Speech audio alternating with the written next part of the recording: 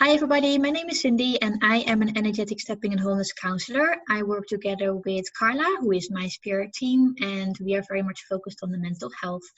I also work with female celebrities who have been alive between the 1930s and 1960s and also give sound treatments. And I use the method Sacred Crystal Sound. It is there to rebalance, re-energize, and relax your body and mind. More information from my spirit team or female celebrities or about the method, you can find these on my channel Blue Lotus. And I'm here again today with Patrick. Last week we have done a video about one of his services. It is about the Akashic readings. And in this video we would like to address another service that he provides. It's called Quantum Healing Hypnosis Treatment, and in short you would say then QHHT. And I will introduce Patrick for the ones who have not yet seen any other videos yet that we have done together. Patrick Moulin is the author of The Little Book of Oneness, which is available on Amazon, which will be, by the way, another video that we are going to do in the near future about his book. Besides being a writer, he also gives private consultations, which he calls Akashic readings. Patrick gives these private readings in person or over the internet, but also to open groups. He travels between Central America and Switzerland to give workshops, Dolores quantum healing hypnosis sessions, individual energy sessions, and since a couple of years, he also does Sacred Crystal Sound. Patrick, welcome back. And thank you very much for letting me or giving me time again to interview you and talk a little bit more about your services. It's always nice, and it feels really like a good thing, and it feels enjoyable. So I'm happy with this. Very good, me too. So for the ones who have not yet experienced or do not know, have not heard of QHHT, can you describe what it is? And this is maybe like a second question in one. This hypnosis session is linked to Dolores Cannon. Can you then also explain to us who Dolores Cannon is? Yes. Okay, so I start with her and then roll it up from there. Mm-hmm. Dolores Cannon is from the US, and you could say she's one of the pioneers in popularizing hypnosis-based treatments. There are others of her time, you could say, that have done the same, but gone in perhaps different directions. Dr. Brian Weiss, Michael Newton are others. Erickson is also a hypnosis specialist in those early days. Mm-hmm. And Dolores Cannon was coming out of that. But she had a bit of a separate track, evolved the method over many years, and simplified it also over many years. When one says over many years, these things, in her case, started in the 60s. So late 60s, and it goes on. So she has had many decades of experience in hypnosis treatment. The word hypnosis itself I personally view this as a bit of an older word. I would like to call it the person is brought into an alternate state of awareness or an expanded state of awareness where information can be retrieved. So, and also healing can occur from that state. So having said that, her method that she evolved over these many years is a bit different from other standardized hypnosis methods, in that she says from the very beginning, there are three things or three pillars, you could say, that one should consider. And one is, we are more than a physical body. We have a consciousness that continues to exist outside when the body is not alive any longer, or when it is in a, you could say, in a restful state where all the types of experiences can be made. That could be out of body experience, and that's frequently observed in hospitals where people experience surgery, they are under anesthesia, but still they can actually observe themselves from above looking down. And from a purely physical perspective, physical medical sciences, this is not possible because they are under the state of anesthesia, the senses and the sense of self has been suppressed. So, so there's something going on, you could say. Now, that's one pillar. The other is, she says that going into this state is actually something very natural, and it occurs every day. Every day before you fall asleep or before you wake up, or even during the day. For seconds you are somewhere else. When that happens in the day, it is also called cognitive awareness state, or cognitive a cognitive experience that is not what you commonly would have when you just perceive things through the physical eyes or senses. Now, because it is natural, it is not something artificially induced. It means also that you can get back into this state at your own will.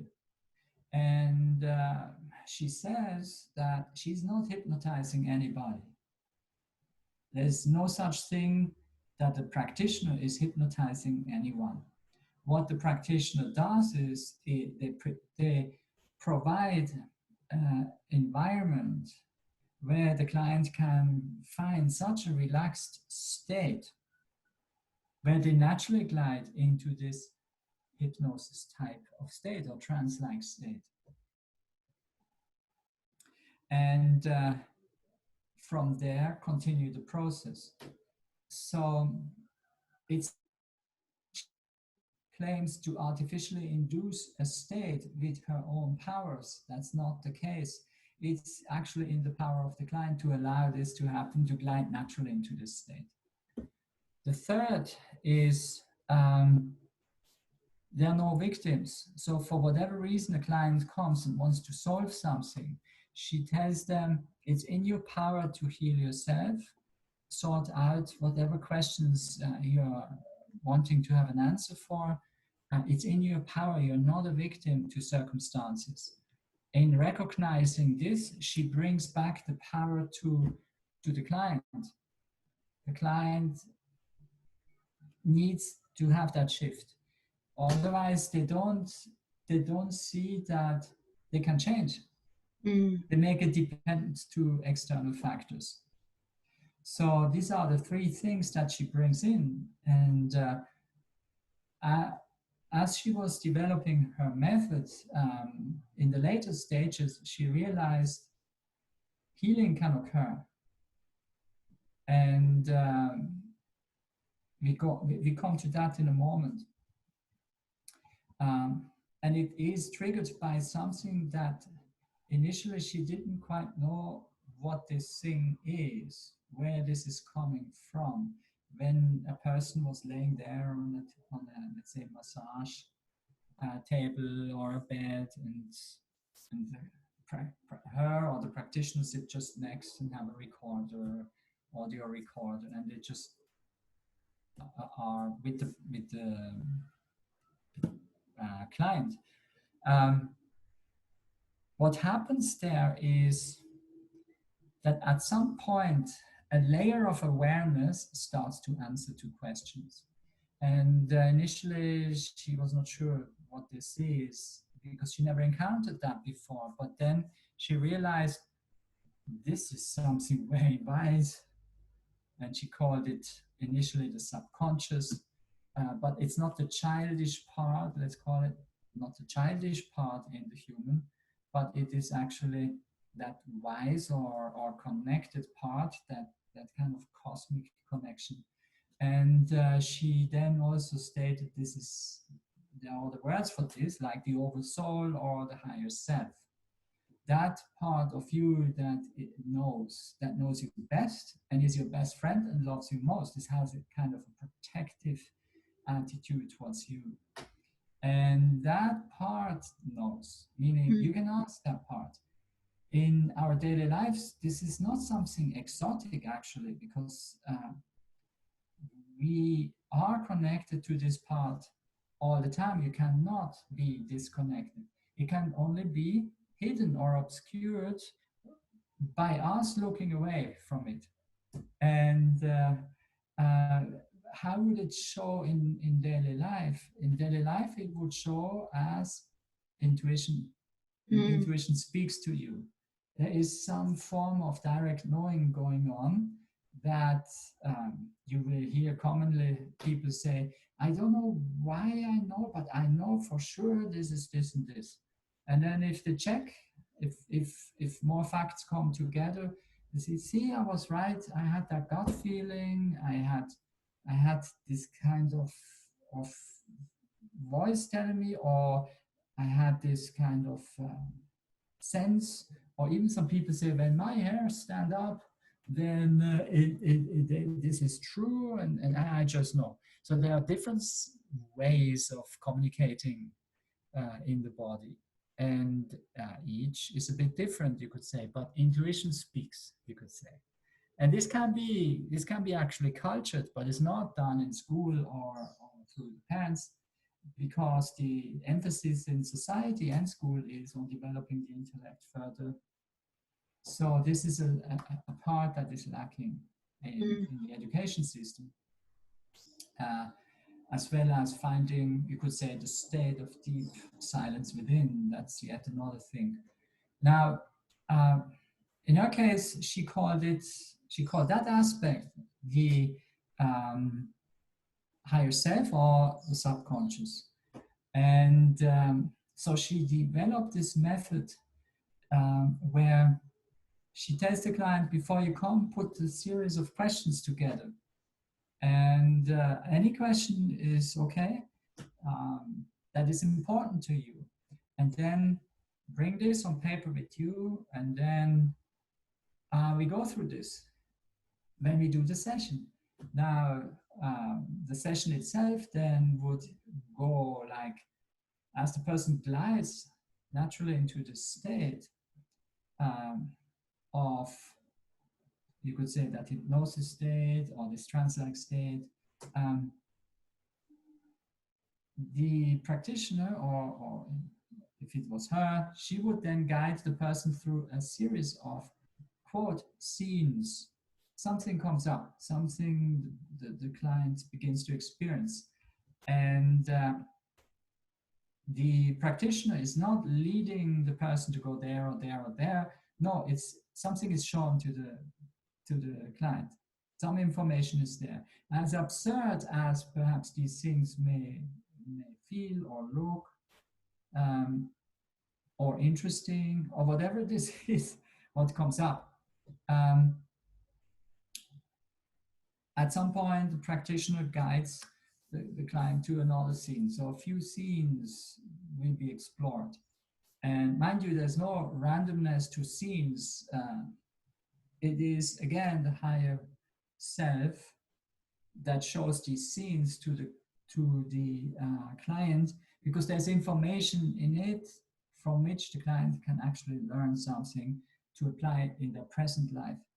So, but then halfway in somewhere in the session, she then has a way to call upon the higher self and speak with the higher self of the client. And she has this list of questions from the client. So what she does is, on behalf of the client, she asks these questions to that, you could say, wise part of the client. It's a fantastic way, and answers come forward um, that at times are incredibly astonishing what comes forward. And in other times, it may be that later the client says, yeah, somehow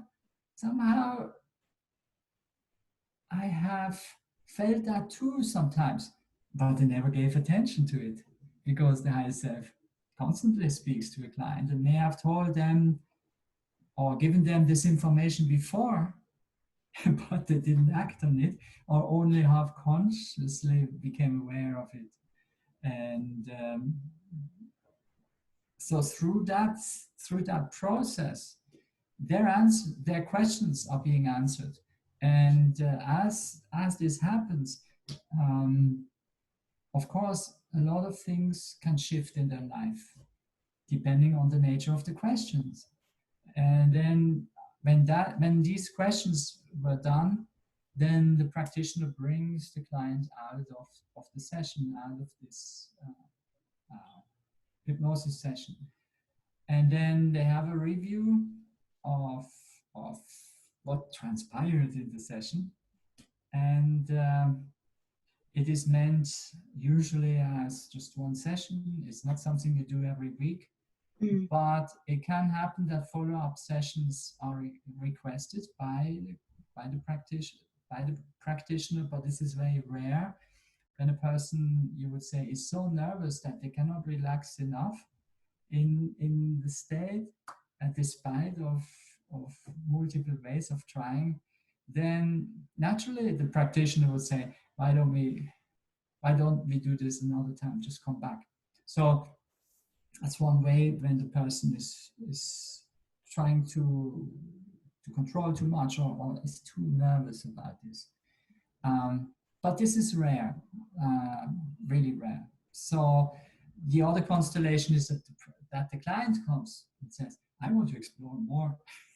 And that I have experienced myself too. Like they come back and they have their other set of questions, and then we go through them as well in another session, follow-up session, you could say. So I come back to the healing part because it's in the name, QHHT, quantum hypnosis healing treatment or technique. And so what is the healing part? Now, you could say we are energetic beings. We are vibrational beings. And the aspect of matter, it appears that we are solid, but it's actually all energy. And this means that whatever upholds an imbalance in the body and expresses itself in the physical structure as an imbalance, a disease, something, can be rectified on that same level to change the energetic patterns. And what Dolores Cannon observed was, this seems to be rather easy for the higher self to do if the time is right for it, if the person is ready to move on. That, of course, is not a story, but essentially healing is possible. And what type of healing is this? It's self-healing. It's not that the practitioner heals anybody. In fact, when you expand on this and look at this in a normal situation with doctors, nobody heals anybody. It's always yourself. If let's say the wiser kind of doctors are aware of this, they are not the ones who heal the client, the patient. No, it's the patient himself or herself. And he may do some suggestions, he may give this, may give that, but if they don't want to heal, no medicine can help. So likewise in quantum healing hypnosis treatments, it's similar in the sense, if the person is ready to advance, if the person is ready to heal, then it happens. There's no doubt about it. And so there are healing related questions possible. And she has explained that anything is possible, literally anything. And in fact, in the later stage of her life, she had a waiting list of more than 5 years, and she would not do this full time, every day, giving treatments, hypnosis treatments, because she was also had started to train practitioners, because she says this is too much, this request here. What do I do? I have to train people and they can take them. So that was her approach. And so then she would go on lecture tour and also train people with courses. And but for all the rest of her time, she would take people. And then you have that waiting list for so long. And she took only people where doctors, where they have really serious health problems and doctors have abandoned them. She says they should have priority. I go for them. And she has then told all kinds of healing experiences. It's amazing what happens. She can, with that method, if people are ready to self-heal, if it's not their time, then it's not. But if they are ready, they can self-heal. And then you hear the description, spontaneous remission of tumors or cancer or this or that. But spontaneous remissions is just a term in modern science. They really don't know what's going on. And then they call it spontaneous remissions. But there's an underlying mechanism that they just don't understand, because they don't want to touch also the area of consciousness. But that's another thing. Consciousness is the driving force for health and also for ill health, you could say. So if you can reach that level and induce, you could say, the healing energies, the balancing energies, yes, anything is possible. So healing is an important aspect in her work, was an important aspect in her work. She passed away in 2014. So beautiful. Did I answer these two questions? It's yes, again very long, but very detailed. Thank you. Okay.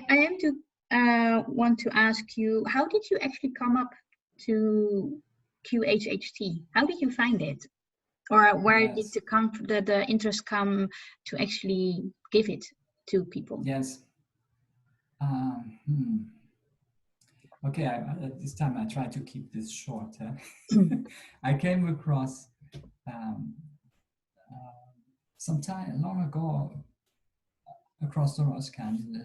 It's like through the internet, not even looking for it. And that was together with my wife, and we said, oh, this is interesting what she does, and it would be nice to have a consultation. And we contacted the office, and they said, yes, by all means, it's okay. There's a waiting list of 5 years. So we said, okay, let us think about this. And we get back to you. And then we thought what to do with this. 5 years is a bit long. And a while later, we contacted them again, and they said, now it's a bit longer. So we realized this is not going to work this way to lead Dolores Camp. And we were aware that she would give practitioner courses. And we realized the only way to meet this person now is not possible otherwise. And so we spontaneously decided, let's go to a practitioner course. Let's learn this. And at the same time get the experience. And that's what we did. And that was back in 2012. And we went to Arkansas in the US, where she was giving a series of training courses. And in those days, you have to see, she gave only 2 courses, a beginner where you get actually the methods.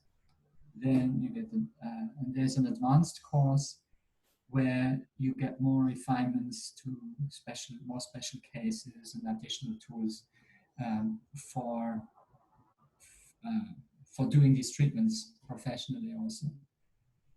And we did both of this in the first part in 2012, and then early 2013 the second part. And ever since, I've been doing this, offering this to people since then. So it's about 8 years now. And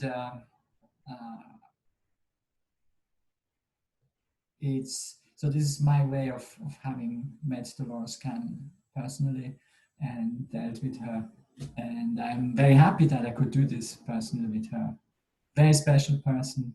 It's amazing when she would be sitting there like a grandmother, like what you imagine what a grandmother would look like.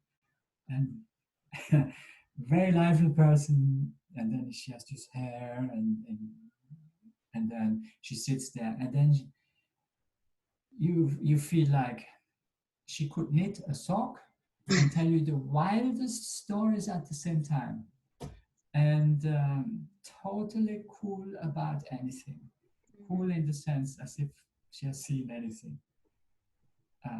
And so very impressive and very grounded at the same time, and also humorous, very sweet. And when one meets her in this way like this, you can't help but just love her. It's a beautiful personality, and that was very nice to have met her in this way. So yes, that was the way I got into this thing. And in my case, when I got the when I got the sessions, something shifted, and I had to make a choice. Actually, this is too wild what I experienced, and I had to make a choice. Do I integrate this into my life, or is this something that I just look at it later? Like label it strange stuff, look at it later and put it in a drawer, and then look at this thing later. I decided to integrate this into my life, look at it, deal with it, and go for it. And that's what I did, and it changed. It really changed also my professional activities, because I came from different areas before, and I never looked back. I mentioned this already in the previous interview about the Akashic readings. In that regard, something shifted. Contacting the higher self is like something shifted when this happened through this method. In my experience now, I can only speak of my experience. It's as if the door stayed open. And it's like I move in and out all the time in the day, and so naturally this gives you a different perspective. And from then on, all these other things came up too. I started to give consultations through Akashic reading. I started to give workshops. I wrote this book entirely dictated in this state. So all kinds of things started to come up. Sacred crystal sound, originally triggered by a question in an Akashic reading, started to come up. And it's never ending, it just continues. And I'm happy I can be part of this, you could say. And so I'm very grateful for the experience that I had initially with this Dolores Cannon method. And I still offer this. I offer this to clients, but I only offer it in person. I'm not doing this over the internet. She never wanted that this is done over the internet. And I follow her advice. I follow her instructions how to conduct these sessions. And I'm aware that there are some practitioners that have started to offer this also over the internet, but that's not in the spirit of what, in my view, what Dolores wanted, because she clearly did not want it. She stated it. She did not want that to happen. So one has to be with the client. One has to be in the same space for the client, and that makes to me total sense. So so when I travel, I'm in Central America or I'm in Switzerland, I offer it wherever I am. Yeah, because I've seen a couple of videos where QHHT practitioners were doing sessions online. So that's why I wondered if it is possible or not. But now I understand that this was not the teachings of Dolores, and you wanted to stay with. Yes, it's just not my. It would not be my Style. path. I would not go that way because I clearly don't feel I should do this. And mind you, it drives the method away from what she was doing and teaching, and eventually these people also start to call it differently. The ones who start to add things or do it remotely, they may call this then something differently, and that's perfectly all right. That is their path. They need to experience this. That's fine. I'm happy with the way Dolores is doing it, and or has been teaching it, and I just do that, and I'm happy with it. It works with clients, and that gives me the direct feedback. Yes, it feels right. It is right. So I was sticking to this. So when I started to open up a little bit into like the spiritual field or the spiritual area, and then you see words flying by as in quantum, and I was like, what is quantum? So anyone who's like new to this, can you describe in easy words what it is? A quantum of solace. Okay, let's see. Quantum. It's well, it clearly comes from it's borrowed from physics, and it's at the foundation of creation of the physical universe. And there are quantum events, there's quantum activity, quantum states, quantum fields. These are all terms that are coming from there. Quantum fields, it's the wave-like state of a particle, and it hosts all kinds of information there. So that's more the physics area. Now, how does that apply to in this case, to Dolores Cann's method?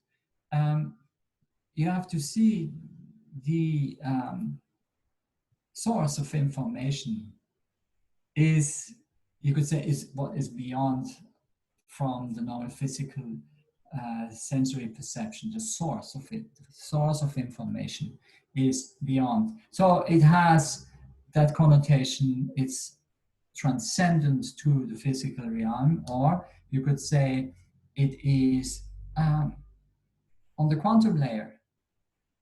It's that foundation layer is somewhere there. Without trying to narrow it down from a physics perspective, but it is that layer that is beyond and foundational, you could say.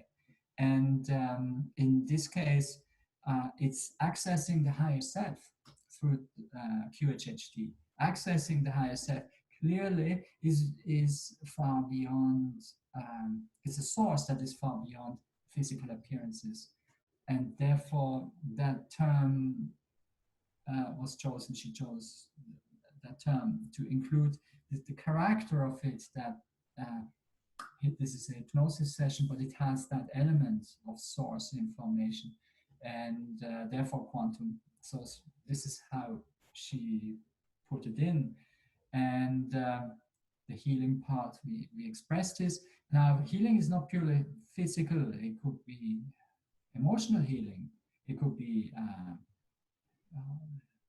healing quote from the perspective of having also more clarity on the level of the intellect, solving questions, long-standing questions, things that have bothered you. For example, a typical question that people come, over 90%, is, what am I doing here in this life? What is my mission? What is my purpose here in this life? It's a very valid question, and it is perhaps the most important question for a person, so they can make sense, and then focus on that once they are more consciously aware of what they're doing, and not just drifting. Now, if that gets more clarified in such a session, it's also healing on that level, or balancing on that level. So that's why the word is included. So you have quantum healing hypnosis methods or therapy or treatment. So when a person is interested in doing a QHHT session with you and they come up, in your case, they will show up in person. What is it that they are required to do, and how long does a session take normally? Yes, but there are some limitations to this. Let me say that first. If there are certain mental states that are not conducive to this type of treatment, if somebody experiences and is under treatment and has schizophrenic states, even mild ones, that would be, for example, a condition that we say this should not be mixed, these two treatments. So they should really first focus on that treatment with their doctor, and once if this can be healed from their end, then they can still come. So it's like if somebody would come, I would say, I can't help you in this, and then as much as I would like, but this has to be settled first. It can also be other mental states where some significant imbalances happen, where we say, and they are under heavy medication. In some cases, I might take a person. In some cases, majority, I would not. So there is a certain common sense, you could say, where we say, have that treated first up to a point where then we can say the person is stable enough to experience the hypnosis state. So that is one thing. The other is common sense again. People have to come sober and in all sorts, naturally. So these are basically the only limitations. So the other thing is, we tell them, when you come, have your questions already prepared, because we will use your questions to address the higher self and try to get these answers for you. So they need to prepare those questions. Now, this is a moving target. This is very interesting. When a client or a prospective client, somebody comes and contacts me and asks for an appointment, and I tell them, yes, prepare your questions, and I send you also maybe some standard documents, some form to fill out and that. Then they start to populate a list of questions, what they would like to ask. And then let's say they have contacted me a month in advance. Well, during that month, I tell them, actually, the treatment has already started, because many people experience shifts in them. Just the fact that they put on paper questions, what is important now for me? And they have to list it according to priority. There's a lot of processes going on in them and shifts. What is actually important in my life, really, for example? And then they start to list these questions. And as the month goes, if they really work on it, they might say, oh, but this question is actually not that important. I might as well leave it away. But then a new question comes in. So it's really, they evolve, you could say. They literally evolve. Things become clearer. And then by the time they come to the actual appointment, we sit together, we go through the questions, the list of questions. They might still have last minute questions that they want to add. And then they say, oh no, but the other is not important. And then they take the other one out. That's still possible. It never stops. So, but at some point you have to do the actual session with the person's hypnosis session. Let me just take then that list that got revised maybe once or 50 times, who knows, by the client. And we take it from there. So that's what they bring to the session. That's all.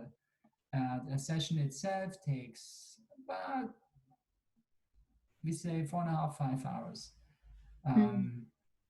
It's composed of 2 parts. And the first part, we talk about this approach that Dolores took to this type of treatment. What are the unique aspects, and what will they go through, types of experiences, and we help them so that they are better prepared to go through the experience. I just give you one example. When information starts to come through, but they feel, oh my God, it's too fast. Because as soon as I want to express it, then it's gone.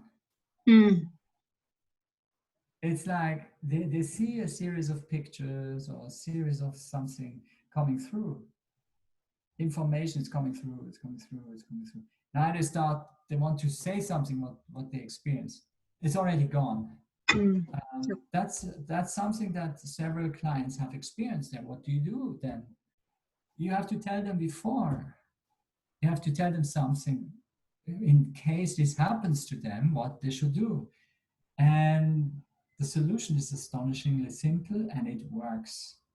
And what they do is, when they are in that state, they can actually tell themselves, slow down. Meaning they talk to literally to their higher self, you could say, slow down with the speed.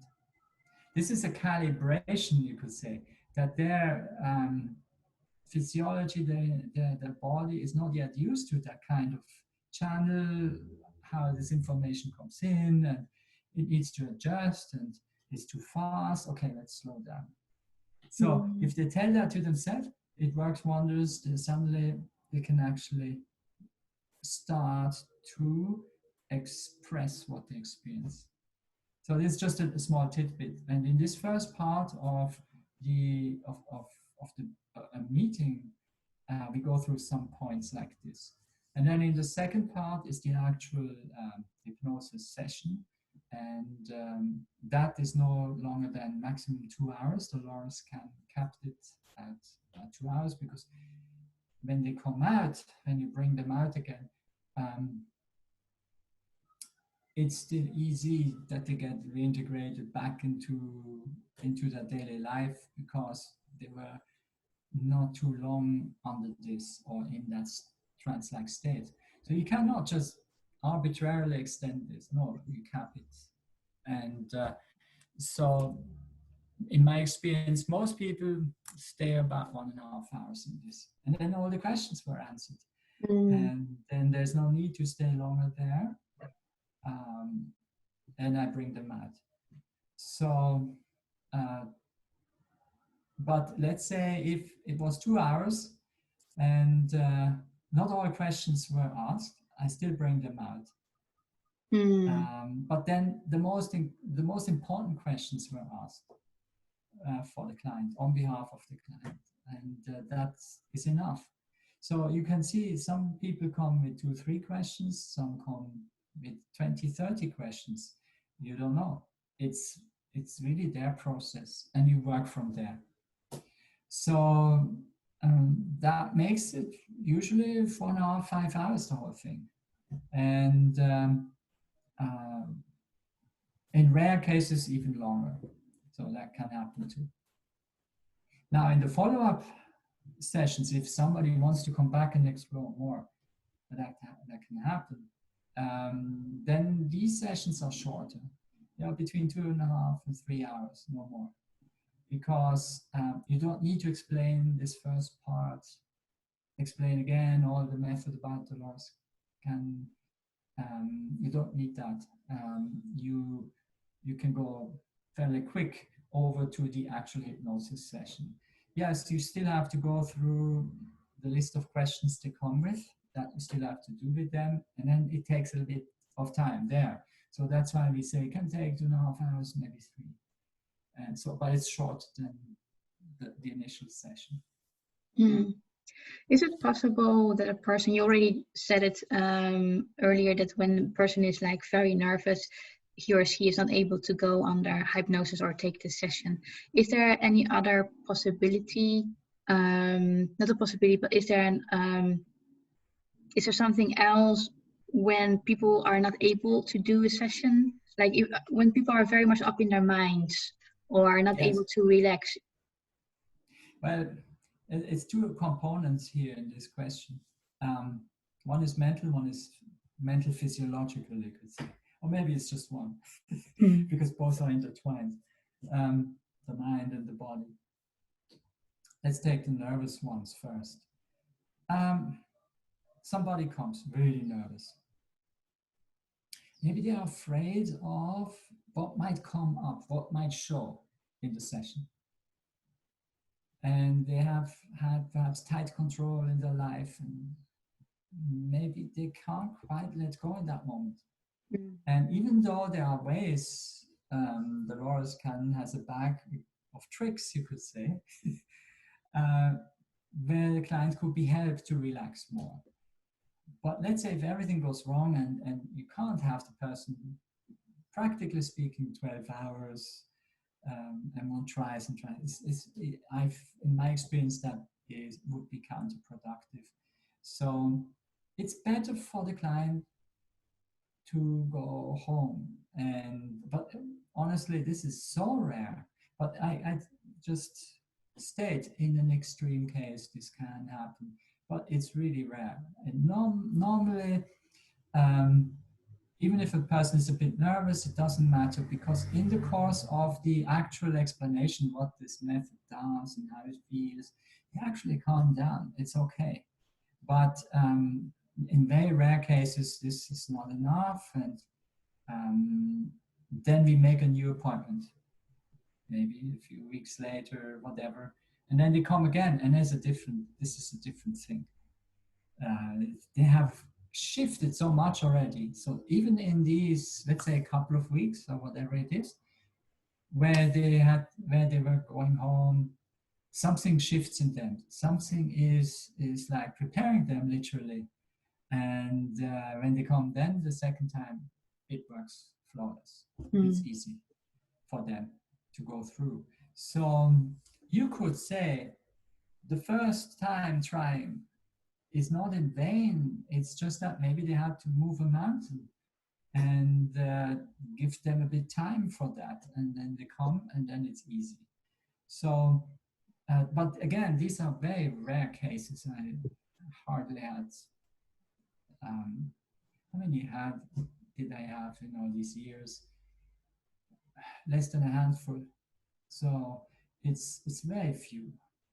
All the others, it's easy. Why? You already go every day into that state naturally. It's just that you don't stay there. The only difference is in this method, we try to keep the person a bit longer there, so that all these questions, all the information can come forward for the client, and the questions are being answered. So that's all we do, and it's totally natural. So it's not that they need to create something. Now there's this other kind of people that say, I want to try this, but I know I'm very difficult to hypnotize. It has never worked on me. Mm. It's all right, don't worry, it's okay. And in the end, it turns out they had a certain concept of what hypnosis was supposed to be. Um, for example, some people hold on to the notion that they have to be completely gone in their mind during such a session. Completely gone meaning they are they are not anymore aware that they are in a room, that this is happening, that the actual hypnosis session is happening. And when they feel, but they are still here, they feel they failed. They feel this is they cannot be hypnotized, and they have maybe tried all the types of hypnotherapies, and they always felt they can't hypnotize me because they have that belief system.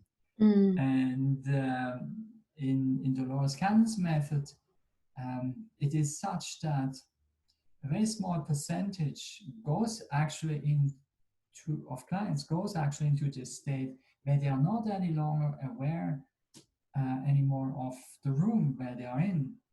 They are actually totally in a story or in a scene or whatever they experience in the actual treatment. And she described them as somnambulists, meaning they are really absorbed in the story, and their waking mind is gone on holiday, you could say. And but it is a small percentage nowadays. It's 5% or less, and of the people. Mm. Now, what you do with all the others? Here's the beauty of it. Um, you can be in that state, and yet you are having a sense of awareness that you're in a session. It's completely possible because you are truly a multidimensional being. And I give you an example for this. When you have these cognitive trance-like states experiences in the day, let's say you drive a car from A to B, and then you arrive in B, in the destination point. You get out of your car and you say, oh my God, how did I get here? I can't even remember I drove this car. Mm. Because you were somewhere in a story, you were lost, literally lost in thoughts. But still, an aspect of you maintained awareness of your situation. You're driving a car, you follow the traffic rules, you stop at the red light and all of it. Actually, you had that sense that of presence, you could say, where you were still driving the car safely. But Mm. yet at the same time, you were engaged into something. And this may be seconds, it might be a bit longer, whatever this was, or in and out all the time. And then you arrive and say, well, I don't remember passing through all this landscape. So you can be in both places. You can be in both places. You you drive the car, that means you have a sense of awareness. You might not, in that sense, go and adore the landscape and says, oh my God, this is beautiful. Because you are engaged in something, but still a sense of you knows you're in the car driving. Likewise, in the hypnosis session, a sense of you is aware that you are in a hypnosis session, while at the same time, you actually experience something. And this is the vast majority of people that have this kind of experience. One has to tell them and explain to them in advance that they can equally access the information even if they are aware of the room Mm. they are currently in, and it is perfectly fine. So that if they become aware of this, that removes a potentially big obstacle. So when a person has a session, can you roughly describe what can happen, or do you think you already touched base on it, or is it something that you want to add? I mean, I cannot tell stories from clients. I have confidentiality naturally with the clients, but what I can say generally, is this. The clients may experience key moments in their life, in their present life, meaning in early childhood, maybe something happened there, maybe they experienced something, maybe they experienced something totally normal and they don't know what this is. And it doesn't matter, they don't even need to understand in the moment while they experience something in the hypnosis session. They don't need to understand what is shown to them, but they are in this first part, they are shown scenes, information comes, and they might not understand, why do I see myself now as a child playing in the garden? What does this have to do with me today? But there is some information hidden in there and we will uncover it. So, so that's a common kind of experience that many people experience, this or that, from an earlier part in their life. What that is, each person is different. What is fascinating in this part is some people experience a scene that they remember, but certain things are not quite right in that scene. Maybe they're completely differently dressed, and they are in the waking state, they know they have had this and this dresses, but in the scene, certain things shifted. That can happen too. And then they can experience totally different things unrelated to their present life. They could experience perhaps the perspective of an animal. Suddenly they experience as if they are grazing, let's take it one like this, grazing on a meadow, and they realize they are a horse. It's possible. There's absolutely no limit as to what kind of experience. They can experience, seemingly so, something from a different time, meaning it could be medieval times. Suddenly they run out of a house, out of a cabin of sorts in the woods, and they are dressed completely different, and their body looks different, and but they feel this person, they have the emotions associated with it. This is real to them, and there's some information in that scene that they need to experience. This could be different timelines, could be medieval age, could be thousands of years ago, it could be 100 years ago. Whatever this is doesn't matter. Where on this planet doesn't matter either. They can experience, they can land into scenes in the forest, at the beach, in the city, in the mountain, wherever this is, in the desert, doesn't matter. Something is being shown to them, and that's okay, that's good. But it doesn't stop there. They can go off planet. And I had enough of clients that went there. So I had plenty of clients. They had off-planet experiences, highly fascinating. Where is this coming from? But there's information. It's treated as anything else. There is no better or worse experience. It's just experience that holds information to help them in their present life. It's all one purpose, to help them in their present life, to understand the situation right now where they are in, and also how to move forward from there. So again, experiences, any kind. Not even the sky is the limit. Oh, that's nice. So it's beautiful. It's beautiful. They can even go into other languages. Oh yeah. And they start other languages, and how is that possible? Yes, it's possible. Now, of course, you could argue, okay, how do you understand, the practitioner? If this happens to a practitioner, how do you handle this if they start to speak a language that you yourself don't speak? It's a marvelous thing, actually. It's fascinating. It's like you tell the client, can you please speak in a language that I can understand? And they revert back.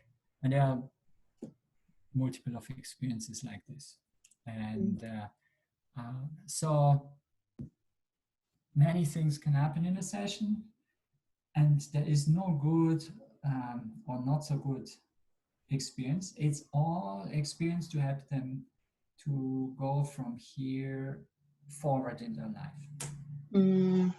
So, for example, someone heard or someone told the person, "Hey, I see you have a past life." I just say something, 1600, and this I see this and this happened to you, and then they come to you for a session and say, "I want to be brought back to the 1600." Is it something that you can do, or is it say like it is not in my control? It's the higher self who's going to direct the session?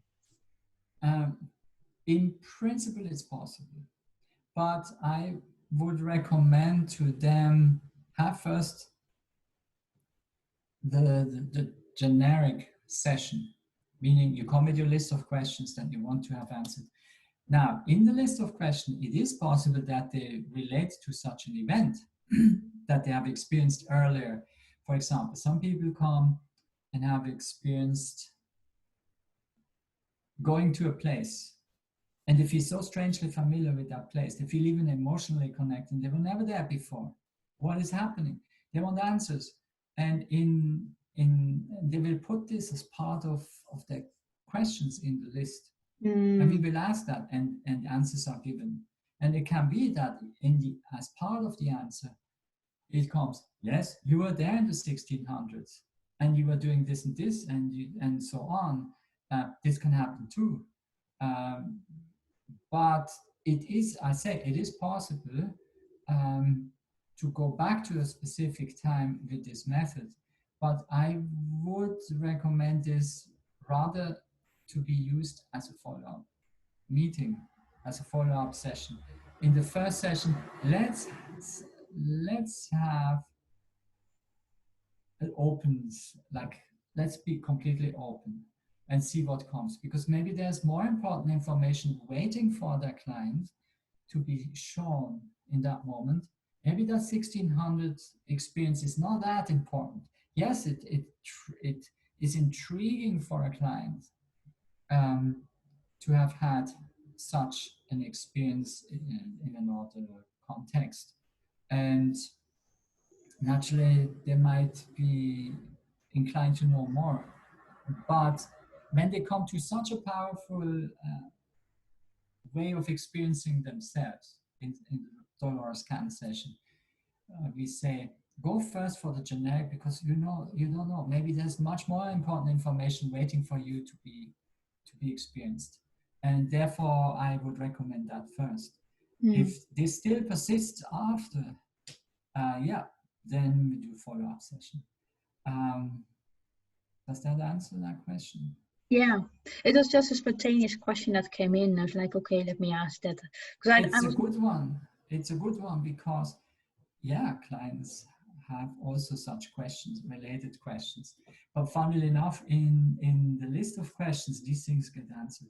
Although there are some exceptions. It's very funny sometimes how these questions get answered. Sometimes the client answers in that state. Let's give the example. 1600s, client feels he or she was there and added that to the list of questions to be asked to the higher self. So on behalf of the client, I have the paper of the client. So I ask this question. And the higher self answers through the client. Actually, it's not really important for you right now. Yes, you were living there and had a life and you learned this and this, but it's not really that important. And we understand your curiosity of this, but you should rather focus now on this and this. This has happened and it's very fascinating. And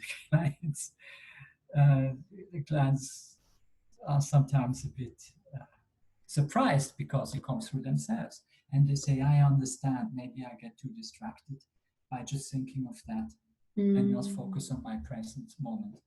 So that happens too. So you never know what comes. Everything is possible. So,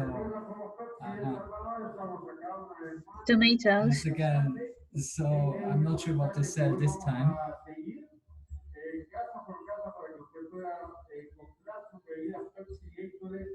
This sounds like Pepsi and other drinks. Okay.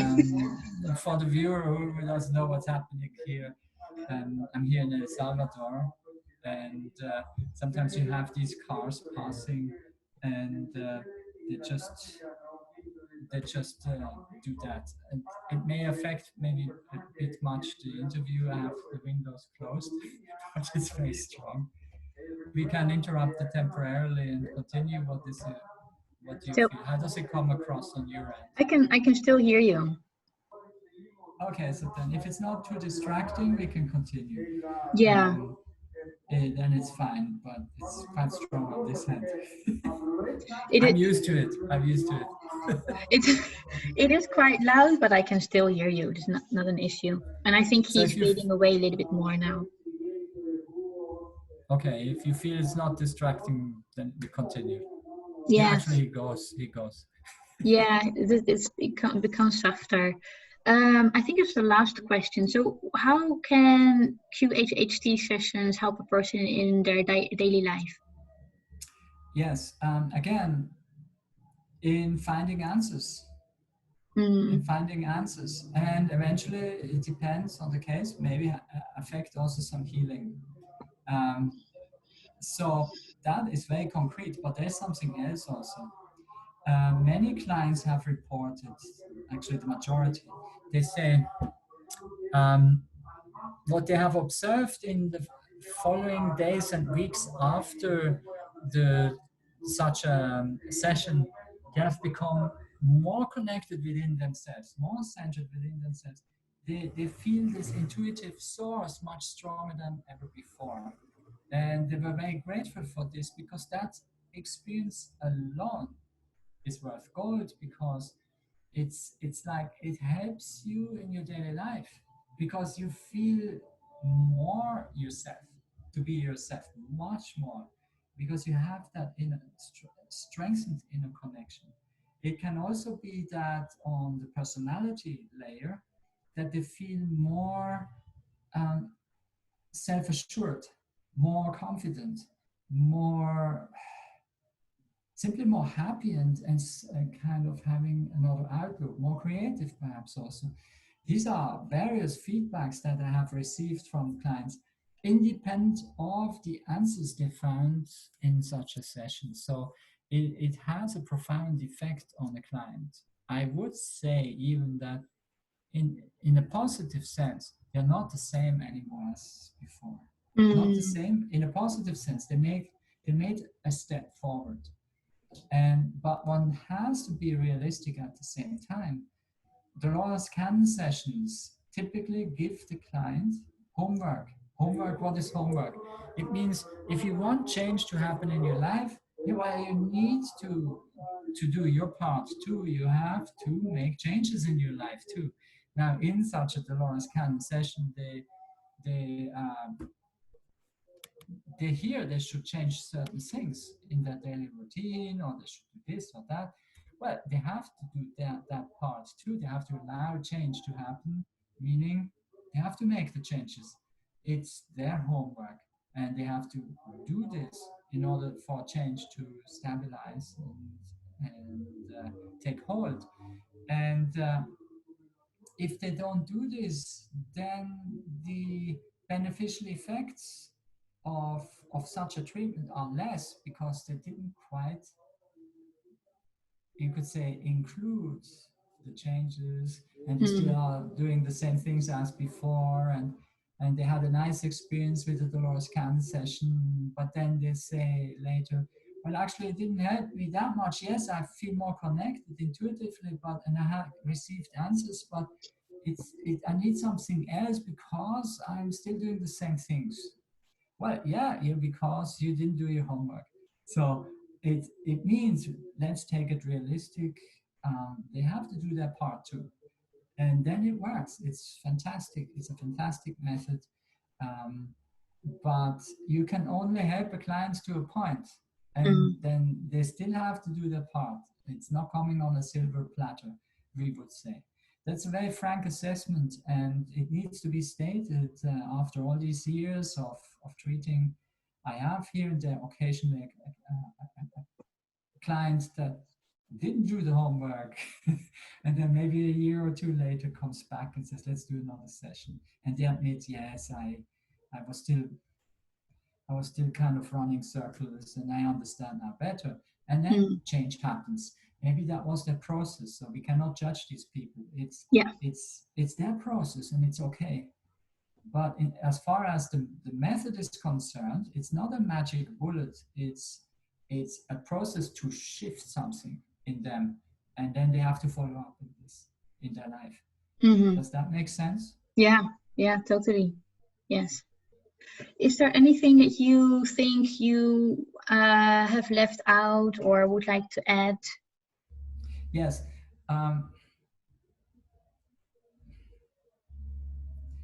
Well, I would say this.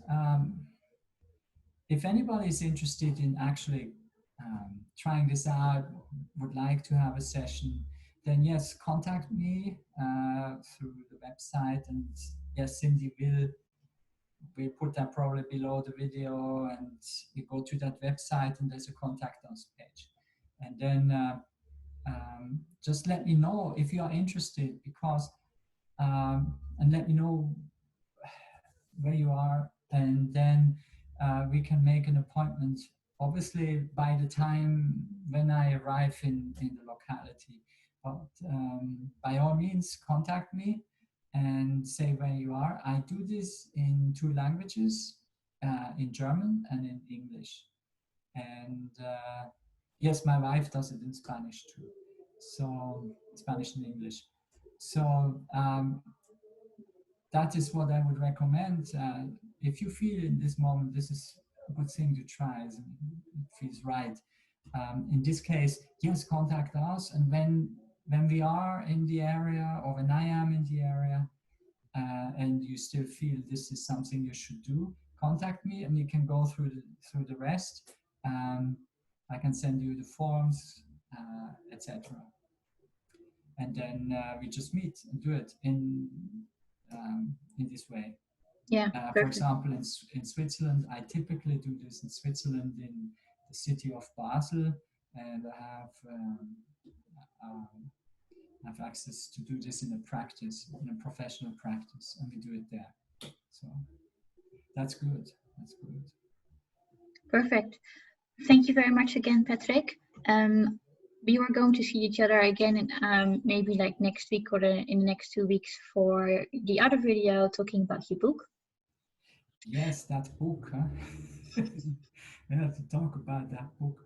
It's already some years that I've written this book. Maybe it's time to do an interview. Yeah.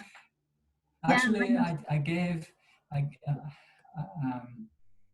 I was contacted by a book club in Zurich, and we did an internet conference with, it's an international group of readers, and they had their questions. They were reading the book and they had their questions, and it was a very inspiring meeting. And I may intend to do something else. We didn't record this, but I might reuse those questions, and I might do a separate recording just where I answer these questions again. But we should have, by all means, another interview with Blue Lotus, and then we go through a series of questions. I'm sure you have a number of questions about that book, and yeah, let's do that. Let's fix a date after this, and then see when we do this. Yeah, super. Maybe also always surprising to me what questions come up, and I discover also new answers.